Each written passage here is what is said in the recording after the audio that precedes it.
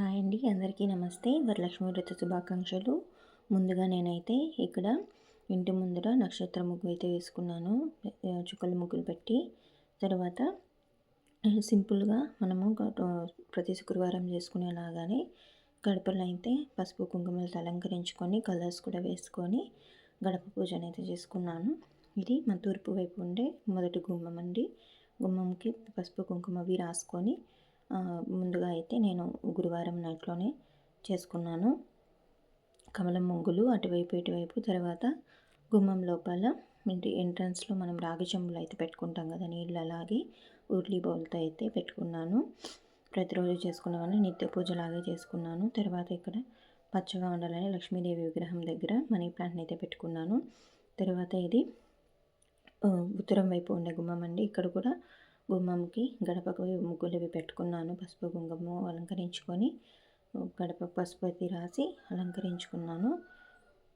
ఉత్తరం వైపు కూడా యథావిధిగా పూజను అయితే నేను చేసుకుంటాను. రెండు వైపులా రెండు గుమ్మాలు ఉన్నాయి కనుక రెండు గుమ్మాలకి పూజను అయితే చేసుకుంటున్నాను.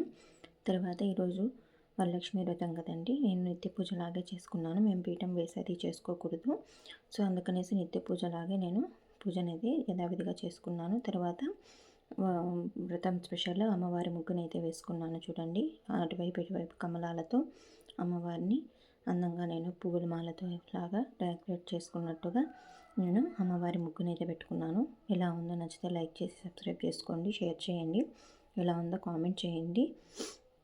అమ్మవారి ముగ్గు ఎలా ఉందో చెప్పండి. తర్వాత పూజా మందిరంలో నేను గజలక్ష్మి అమ్మవారిని దీపం అయితే పెట్టుకున్నాను. అటువైపు ఇటువైపు రెండు ప్రమిదలలో దీపారాధన చేసుకొని తర్వాత నైవేద్యంగా మంచినీళ్ళు, అటుకులు, బెల్లం అయితే నివేదించాను. తర్వాత అష్టలక్ష్మి దీపాన్ని అయితే వెలిగించుకున్నాను. నేను యథావిధిగా ఇలా శుక్రవార పూజను అయితే చేసుకుంటున్నాను, అదేవిధంగా చేసుకున్నాను. గజలక్ష్మి అమ్మవారిని కంపల్సరీగా పెట్టుకోవాలి కాబట్టి ఎర్రటి మందార పువ్వులు దొరికేసరికి చెట్లో ఉంటే వాటిని పెట్టుకొని పూజను అయితే చేసుకున్నాను. మామూలు నేను నిత్య దీపారాధన ఎలా చేసుకుంటానో అలా విధంగానే చేసుకున్నాను.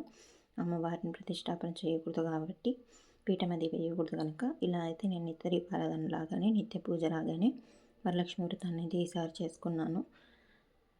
నేనైతే మామూలుగా సారి 7 సంవత్సరాల నుండి చేస్తున్నాను. ఇంకా ఈసారి చేయకూడదు అనేసి ఇలా నిత్య దీపారాధన చేసుకోవచ్చు అని పంతులు గారు చెప్పేసరికి చేసుకున్నాను. ఇంకా గజలక్ష్మి అమ్మవారండి దీపము, అలాగే అమ్మవారి దీపానికి కూడా అష్టలక్ష్మి దీపానికి కూడా ఎర్రటి మందార పువ్వు, చామంతి పువ్వులు ఉంటే వాటితో పెట్టి అలంకరించుకొని అందంగా అయితే నేను దీపారాధన అది చేసుకున్నాను.